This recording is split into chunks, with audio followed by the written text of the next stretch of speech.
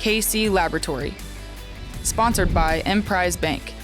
It's the KC Laboratory presented by Emprise Bank. Tell me, when was the last time that you went into a bank physically? It is more important who you are working with than where the bank is located. Your money's good anywhere with Emprise, including Las Vegas, where I am right now with my dear pals. First, find them on Twitter at Maddie_KCSN. Thank you for this is going to be a thing for a while. Maddie Lane, what's good? Well, first of all, I enjoy being here with you guys in person. This is a lot more fun. I can interrupt Kent when he tries to cut me off. This is gonna be easy to go, guys. Sit back, relax. We got like an hour and a half show ready. Kent cannot end this early on me now. I'm just gonna walk off. I can just turn his mic away from him, so we're good there. Two, rough day last night, but we're here in Las Vegas, so we kind of got to turn the page a little bit because we're here doing Shrine Bowl stuff. Eric Galco's been nice enough to have us out here and be super, super nice to us. So we've got to turn the page a little bit with that, but we're here. We got to put a little closure on the season for everybody else, right, Craig? Yeah, absolutely. Yep, this is great. This is an awesome experience. And they're putting us up in really nice places to get to talk to a whole bunch of guys, some local kids, some guys that are big Chiefs fans. You'll hear more about that as the process develops. But yeah, we do need to make this transition. We do need to kind of turn the page from last night a little bit. I'm sure we'll talk about the game a little bit. Do we have to? We do. I'm sure we'll talk about the game a little bit, but kind of the first steps forward going from this in the offseason. Yeah, there's a lot of things we got to cover. And boy, we got up this morning. Yeah. And we went to breakfast, and There's a loose we got up this morning. You got up early. I showed up 20 minutes late for breakfast. I mean, we're getting up early. Like, our bodies are still on KC time. So, like, these guys, I'm even getting up at 7 without any problem. Like, so, it's nice. But the post-mortem, I think, that we kind of all experienced, kind of talking through some stuff as we kind of started to realize the gravity of what just happened and I mean, the frustration too of what we all just experienced. So, I don't really know where to go. Like, I think we can probably start with just the pain of that second half. And Craig, I know you looked at some statistics there. You kind of looked through some of the, I think that might be a good place to just kind of start. Yeah, let's start with it. Chiefs ran the ball well. I mean, we all agree that the Chiefs ran the ball well. They ran a lot of gap stuff. They ran a lot of the zone insert stuff that Maddie talked about the week before. There was a lot of positives that came from the Chiefs run game. They only ran the ball 9 times in the second half while they were protecting a lead. That was less than 25%. It was 24% of the offensive snaps. Not great. Not great, especially when you're protecting a lead and it's as dominant as it is. They were running the ball for 6.4 yards per carry in the second half. And that's McCole end arounds, that's Jet McKinnon, that's everything, not including scrambles. So that's just cold run plays there. Hey, Craig, how many yards per play on their drop back passes? On their drop back passes. So that's 76% of the rest of the snaps. They're 1.12 yards per play. 1.12. I know that passing the ball is more efficient than running. I'm not trying to start that argument. Not then. But you got to lean on what's working. And what was working was running the ball. You went out, you got this offensive line to really beef up and be able to win on the line of scrimmage, control things. And you had the Cincinnati Bengals who, Maddie, how often were they dropping 8 men into coverage? So in the second half alone, second half and overtime, the Cincinnati Bengals dropped 8 guys into coverage on 45% of their defensive snaps. So that means there's only 3 guys on the line of scrimmage. 3 guys. And you got guys moving away, dropping into coverage. Like, it's prime time to sit up and run the ball. Yeah. It's prime time to pound the rock and get it done. They didn't run the ball once in overtime. That's where that's the one. That's the thing. So, like, we have this conversation. We're talking through all this stuff. That's what I woke up to this morning was these statistics, and it just like Craig and I had a morning. Okay. Yeah, you guys had a lot, but yeah, the thing that really, like, you think about, sure, like, there's a lot, not taking the ball out of Patrick Mahomes' hands. Want him to have the ball. 99% of the time, good things are going to happen when Mahomes has the ball in his hands, evidenced by the first 30 minutes of that football game.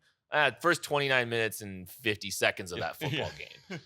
But the fact that the Chiefs didn't run the ball in overtime at all, and the fact that instead of running the football, they elected to target Demarcus Robinson twice to start that drive.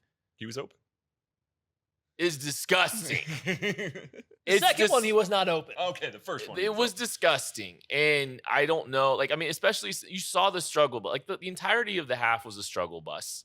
You saw the uncharacteristic things. You saw, the things that you accept when Mahomes goes out and scrambles the way he does. I mean, he was going out and he was doing some things, and he made a couple of decisions that you probably wants back when it comes to some of the scrambling stuff, not getting to the edge against Sam Hubbard, whatever the third down play was. Which one? At the end of regulation, but it just, I don't know. No, they should have taken the ball out of his hands a little bit. Yeah, that's what it is. I want to go back to the run game because I think, yes, saying the Chiefs were running the ball successfully in the first half is true, but I don't think that does it justice for what they were doing. Yeah. They were running GT counter nonstop against a soft too high shell, and they were absolutely running all over the Bengals.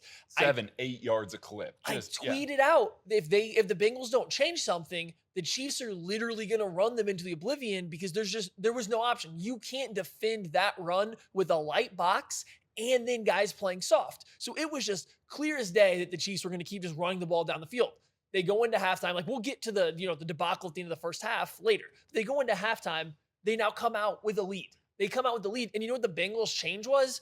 We're going to play an even less good run defense, but somehow the Chiefs are going to decide to run the ball less. Now, you want to say coming out of half, the Bengals did some stuff where they started playing a little bit more single high, so you have a safety that's maybe inserting in the box. So you say, okay, maybe that got the Chiefs a few times. Maybe that first drive after half. Maybe even the second drive after half. You're like, hey, we can't run the ball. It's a thicker box. It's more guys in the box. But guess what? Third drive, the third series in the second half, first run, 7 yards, 8 yards of Jerick McKinnon. Mm-hmm. Very next play, what do the Chiefs do? That's where you get the pick from Patrick Mahomes throwing the ball to BJ Hill. And they didn't get the run game going again. And the Bengals were begging them to do it. And I don't understand the move away. More so than the move away, a lot of the runs in the second half were Clyde Edwards-Helaire. And I don't think he was running bad, but Jerick McKinnon was running all over them. I just don't understand the coaching thought process that went into whatever we saw in the second half. The coaching was abysmal. The more stats, I was fine emotionally with the loss last night when I woke up. The loss, it wasn't fun. I don't like it, but I was okay with it. The more I've looked at the game, the stats, the way it went out, I have gotten more and more pissed off about how the coaching did. The coaching was handled absolutely horribly. Oh, I mean, we got to go into it then. The end of both halves. Yeah. The situational football. At the end of the first half, I get it. Trying to get the touchdown, trying to kill it off. Totally understand. Patrick Mahomes has to throw that ball in the dirt. Like, you got to see that it's not developing. You've got to give yourself a chance to put some points on the board. If he had done that in the dirt, it would have been a fumble, by the way, because that was a lateral. Oh, that's true. I mean, I'm not. This isn't me. No, I'm just saying, everything about that play was off. Right. The situational, sorry. Throw it out of the back of the end zone. Yeah. Whatever the case may be. And Tyreek Hill opened backwards, too. I thought that Mahomes should have maybe let him up the field a little bit like he did McColl in the touchdown, but I was like, wait, no, I watched it back. Tyreek opens backwards. So, there's no chance to even throw him forward there. That play was absolutely awful. It was a terrible, I don't understand why you are making the active choice in a situation where you don't have a timeout. I guess Mahomes didn't know that. Where you don't have a timeout, you're running an RPO.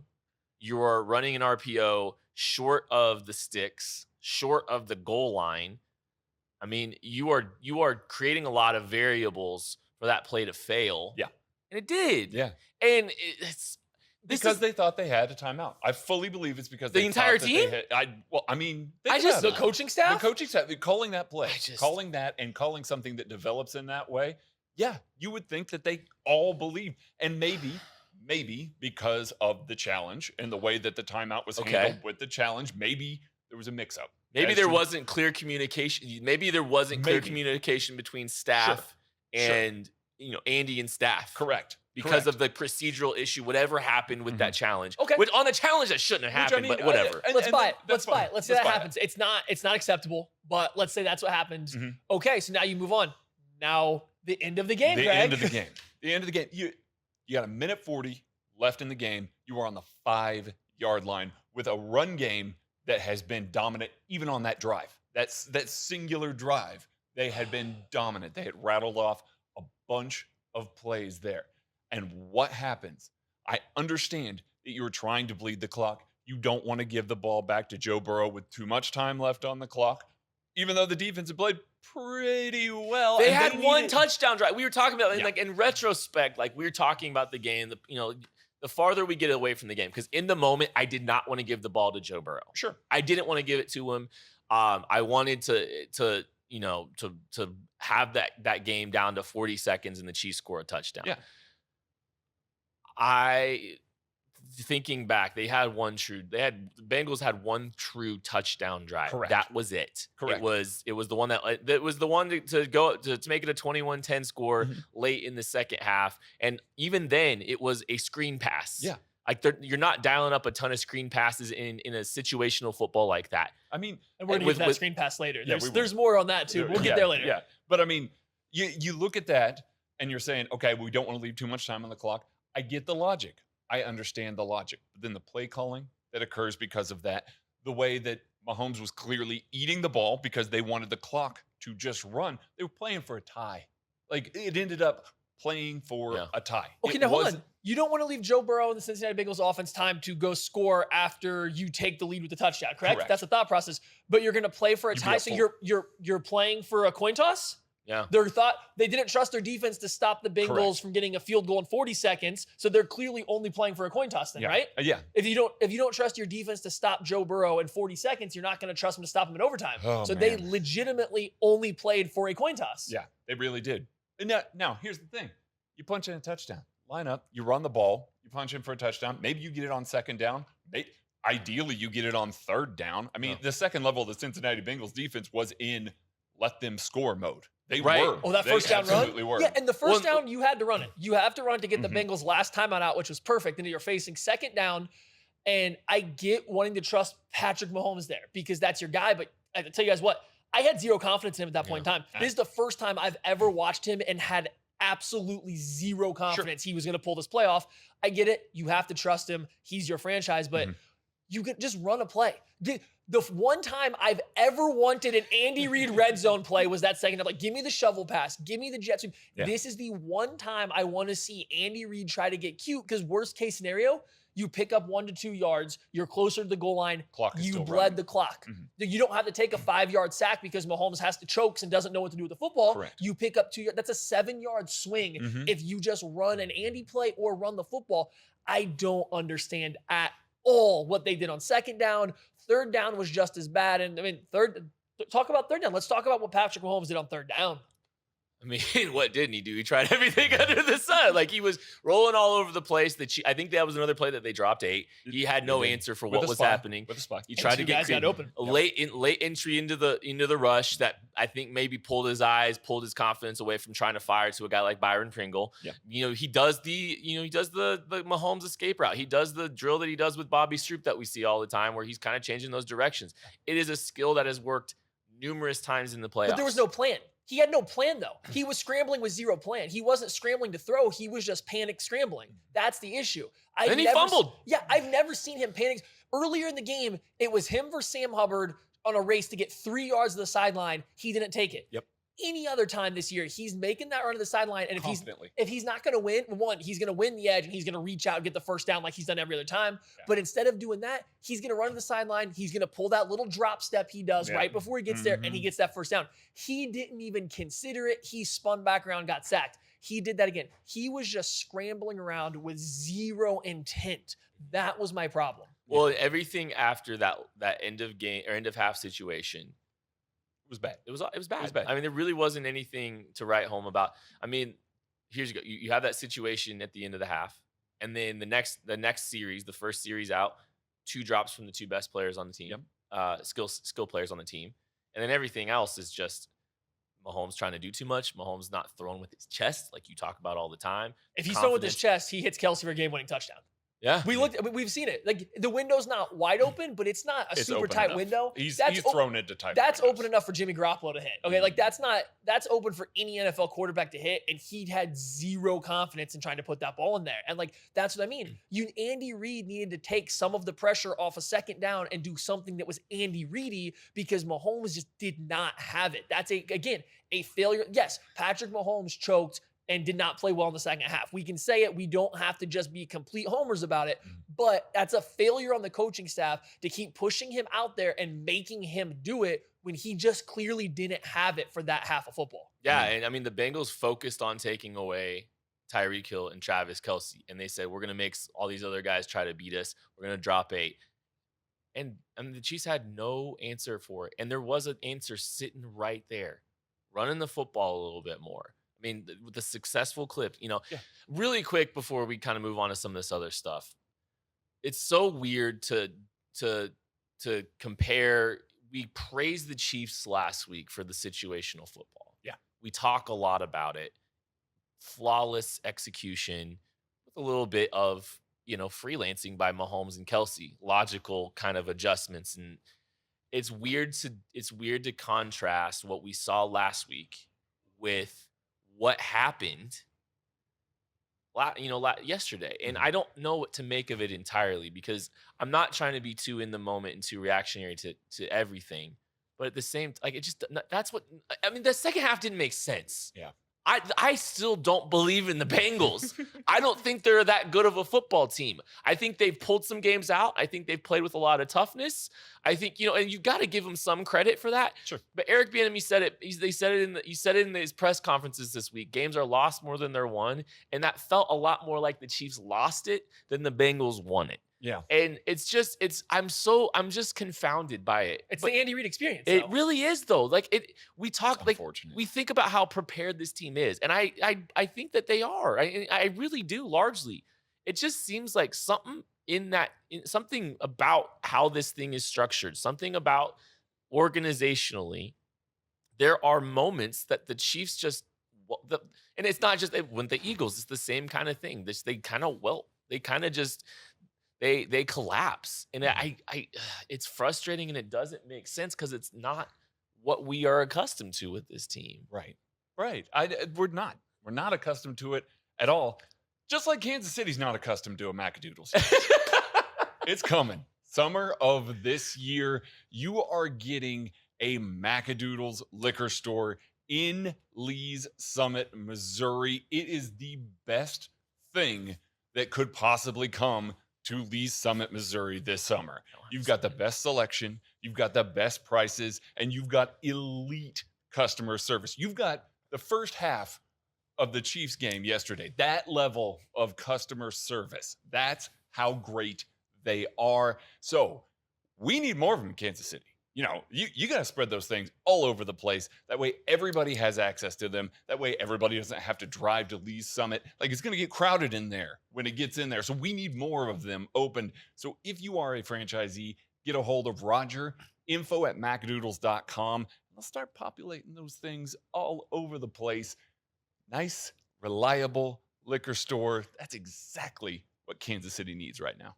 So should we move on to defense, or should we get a little more offensive stuff specifically about the game? We got offensive stuff for moving forward, which we'll get to, but about the game? I think just talking through this, we all hope to be therapeutic.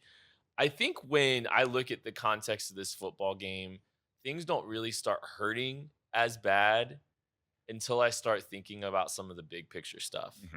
And I think it's kind of like last year too. It's, last year it was the legacy, the Mahomes legacy, because it was an opportunity to have the torch passed to him, by Tom Brady. It was, one of those opportunities. And I think what I'm feeling now, and like, honestly, this is as bad as I'm, like, having this conversation with you is making it as bad as I've felt. Welcome to breakfast. I know. Well, it's worse. It's even like there's levels to this. It's especially because I just feel like, this team completely gave this game away to an inferior football team that had no business winning that game. But I think when I kind of just start feeling it from a big picture perspective, and guys, like, it's not easy to do what the Chiefs have done. And I think this game is probably a prime example of that. It's hard to be as consistent as this team has done. It's hard to play the amount of football that this team has. Yeah. When I think about just how golden of an opportunity, if you were going to draw up an opportunity for Patrick Mahomes to pad his Super Bowl stat a little bit better, for him to bring up, to bring a Super Bowl into Kansas City, you're saying, you know what?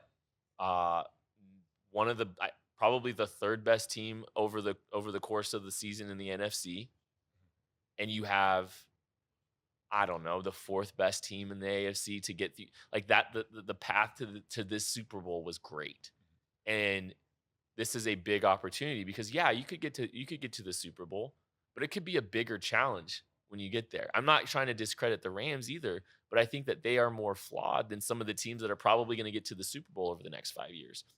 And so I just think about that, and we're taking everything for granted. Yeah. In Kansas City, we are. It's hard to make Super Bowls. It's hard to do what the Chiefs are doing, and even though we appreciate what we have, and I don't think we are taking it entirely for granted. Don't get me wrong.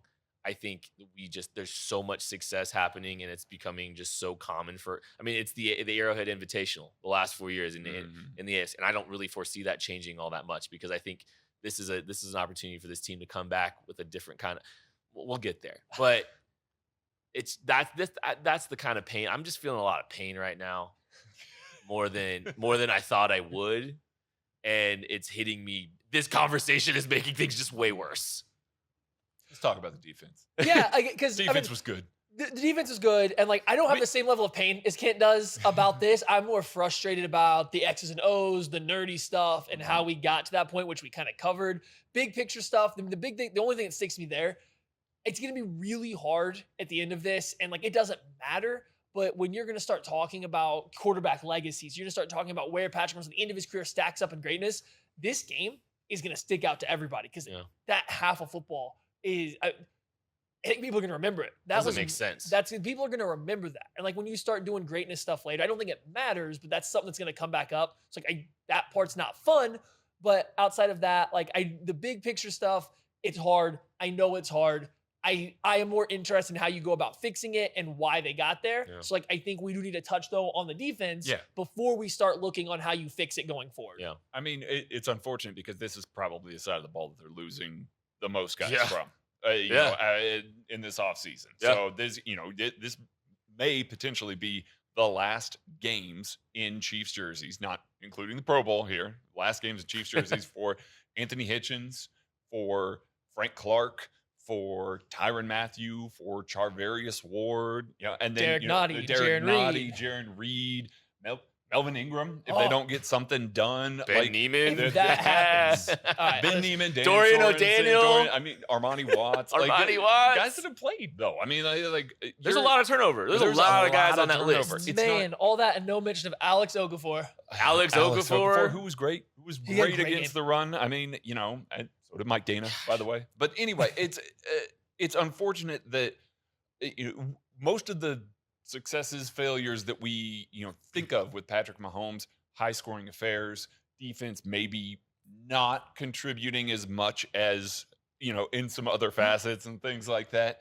This was one where the defense largely did their job. Even late in the game there, the Bengals, it was pulling teeth for them to get stuff done. It was Joe Burrow evading sacks. It was having to really make some really tough catches and things like that. So for the number of guys, the turnover that is likely happening on this defense, the number of guys that they're losing, it's just unfortunate that a performance like that is not going to be rewarded. They did enough. Absolutely. They did enough. More than enough. Yeah. You think about this. Kent said it earlier. The Bengals had one true touchdown drive, and I don't even know, it was a touchdown drive. They drove the length of the field and they scored, but they capped it off on a 40-yard screen pass. Yeah. They went for a touchdown. But you got to go back and look. They ran 4 screen passes before that and gained 0 yards on their previous 4 screen passes. I get why the Chiefs wouldn't anticipate another one was coming. Yeah. They were locking those screen passes up. They were all over it. Now, I think the Bengals made a really smart adjustment. They got a little bit more success out of the screen pass in the second half. What'd they do? They started releasing one offensive lineman out on the screen, not two, not three. It was one guy, and it was the same guy on at least 2 successful screens, one of which was a touchdown. Right guard working against Chris Jones. Mhm.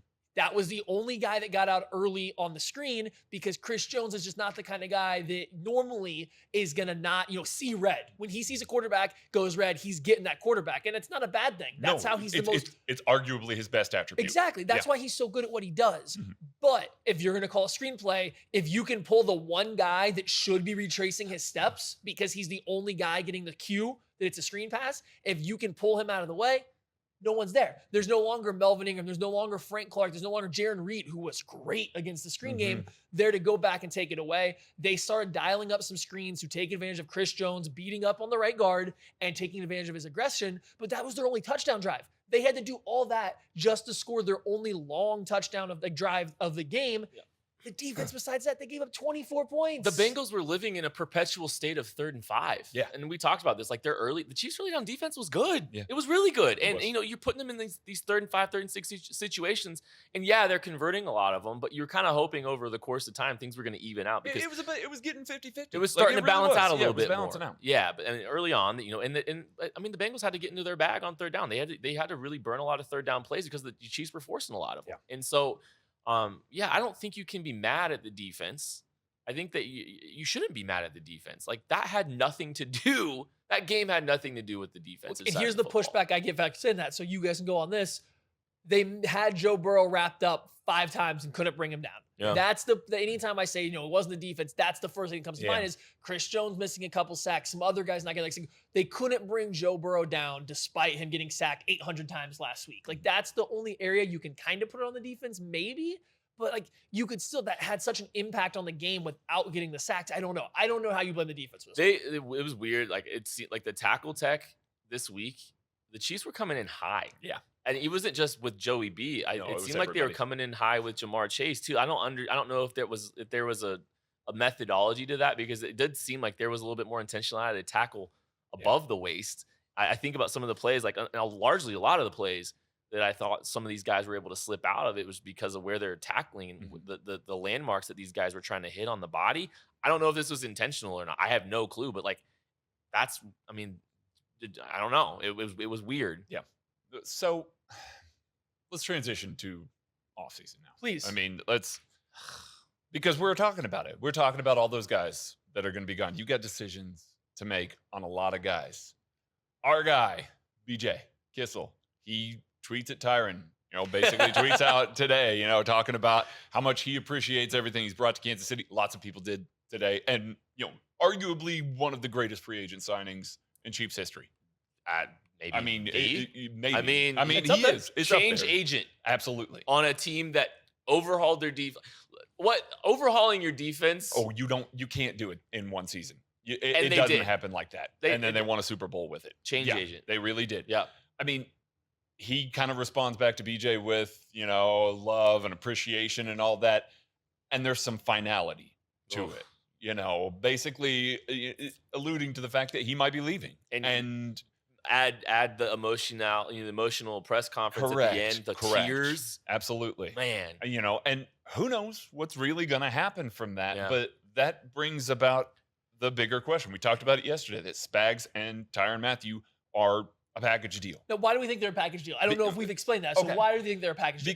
Because Tyrann Mathieu makes Spags right in his coverage calls. Spags puts him in the positions to where he can be the impact player, where he can be this chess piece that, that offenses have to completely avoid the middle of the field, because Tyrann Mathieu is lurking there. Tyrann Mathieu is such an impactful player that even though he's not posting the stats this year, it's because teams don't want to throw at him. They just don't. Teams don't. He's gotten significantly less targets when these teams have dropped back than prior years. So there's a reason why you're not seeing some of the gaudy statistics that you have seen in the past. It's because teams are avoiding him. And he said so as much on Twitter today too. But And we have to remember, Steve Spagnuolo handpicked him. He went to Veach went to him, said, "Who do you want?" He handpicked Tyrann Mathieu, said, "I have to have this guy." And it worked. So that's why we see them as a package deal. Correct. So that's why we see, if you're going to lose Tyrann Mathieu I don't know how happy that's going to make Steve Spagnuolo. And I'm not saying that he won't get over it. It's the professional job. He's a professional. Sure. If he, he can get over it, and he would, but you got to make this, if you're going to let him run the entire defense without too much input from, other guys around, he's got to kind of have his guys. That whole defense are his guys. And that starts with Tyrann Mathieu. If he's It's also Anthony Hitchens. It's also Frank Clark. It's also like these are the guys that he wanted. He values them so significantly, and now you're talking about the three guys that you're talking about losing on this defense. And two of those are probably to cuts. Yeah. I mean, and that they've got to move on from guys. Yeah. They can't afford Hitchens. The cost benefit of Anthony Hitchens and Frank they've Clark got isn't there. They've got two young linebackers behind him. So, I mean, it makes sense to move on from that. Clark's a little different. They don't necessarily have a young guy behind him, but also his contract is very large. And it's too a big. business. And it's a business. But, They don't have a choice. I mean, that brings about the question, is Steve Spagnuolo coming back? Is it a retirement thing? Does he decide, listen, that was a good run. I really enjoyed my time in Kansas City. Got myself another ring. Like, is this the time?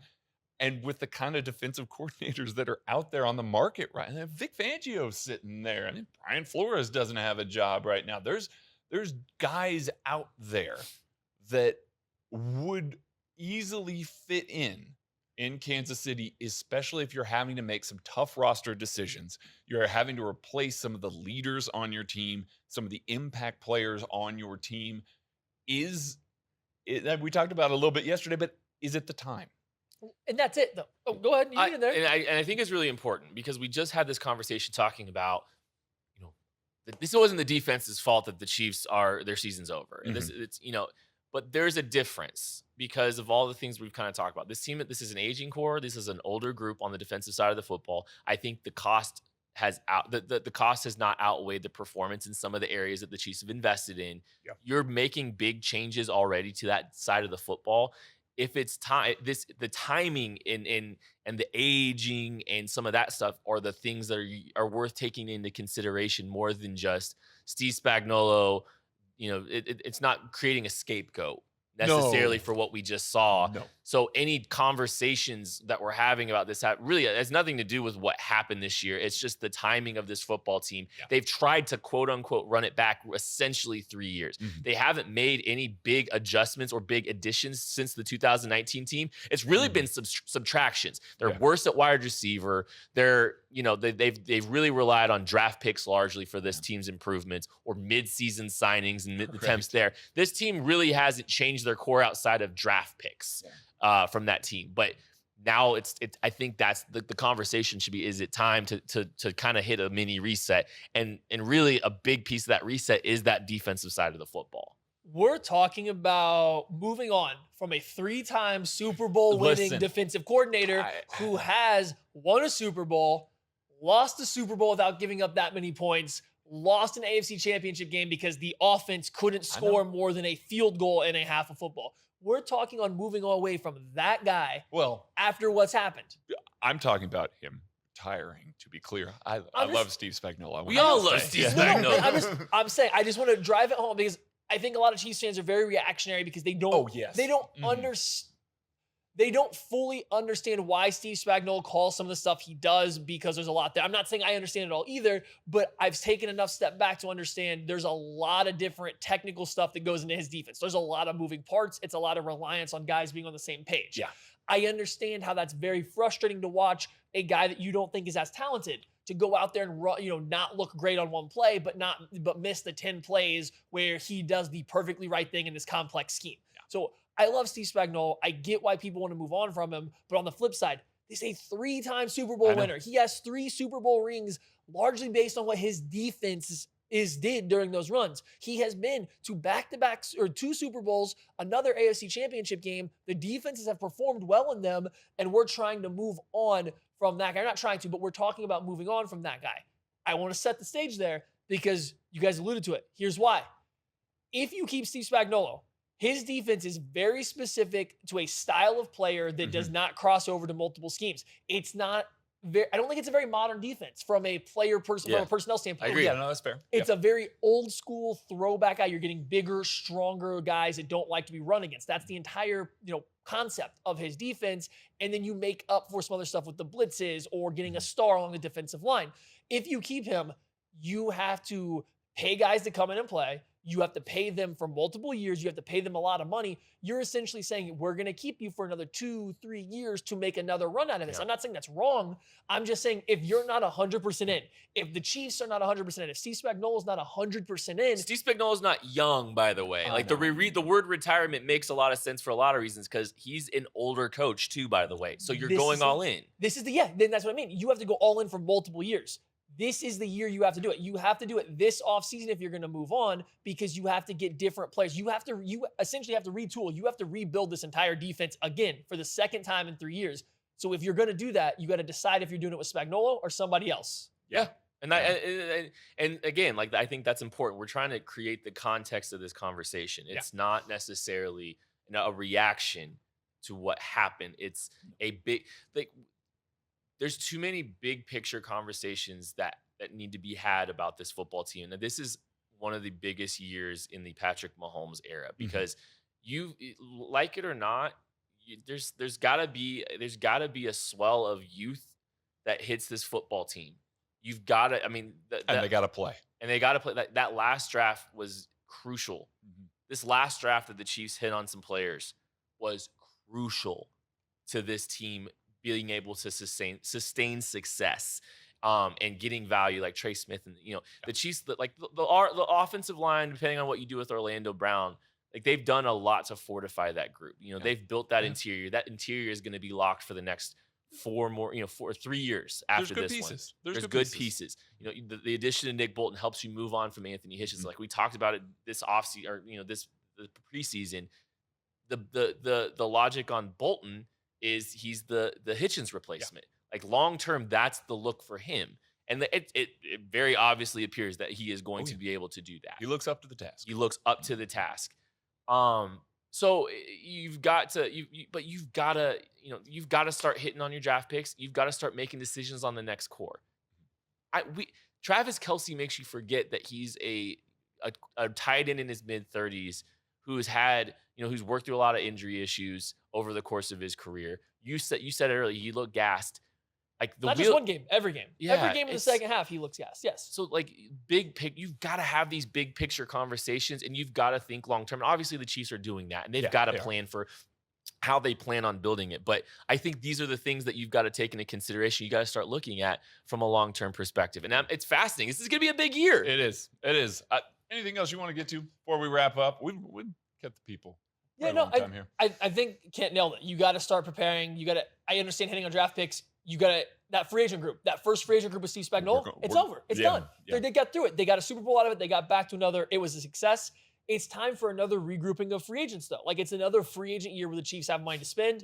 You have to hit on them again. Probably better than you did that year, but you have to hit on them again as well as the draft picks. You can't build a team only through the draft. This team needs some guys that can step in and play right now. Yep. This is the offseason. They're going to have the money. The Chiefs will have the money, especially if they make these moves we're talking about. This offseason, I know all Chiefs fans don't want to hear this. This offseason is going to be kind of fun, though, because you have money to play with. Yeah. There's a lot of turnover that has to happen. Extra top 100 pick. Extra top 100 pick. You have money that has to be spent. There's going to be money that's out there. Guys have to come in and play. This is going to be an actual fun offseason for acquisitions. Now, it comes because they lost this game, because, it's kind of the end of a miniature era. But this is going to be a fun offseason as a Chiefs fan, because there's going to be a lot of turnover. There's going to be a lot of high, important guys coming in. Yeah. There's going to be some hunger here. Yeah. We talked a little bit about it. This is an exhaustive process. Like, what these players go through physically, mentally, to be able to do what they do. And this team has played as much football as about any team ever. This kind of maybe those Patriots teams. Yeah, there's not very many teams that have been through the kind of team, the kind of attrition and games that this group has been through, and they're tired. I think the core is tired. I think there's a different level. They need some new faces. They need some new kind of hunger to kind of go with this core, and hopefully juice squeeze on some of these players. You've got to. We can have that conversation maybe this offseason. Yeah, we're going to have plenty of conversations about free agents. Trust me. Nope, it's all going to be right now. We can't do it later. It's got to be right now. We're here. We're covering the draft. Like, all that's coming. It's going to be good. We're going to have it for you. And we're going to be, trust me, we're going to be diving deep into free agent classes, drafts, team needs. And as things shift. We're already starting. As things shift, we'll be here for you. So hit that subscribe. Yeah, KCSN is going to be a fantastic resource for all your offseason needs when it comes to free agency, draft, some stuff coming there too. Cannot wait to get started. We already are getting started, getting the work done here in Vegas. We look forward to talking to you throughout the offseason. Keep your head up, Chiefs fans. We'll catch you later.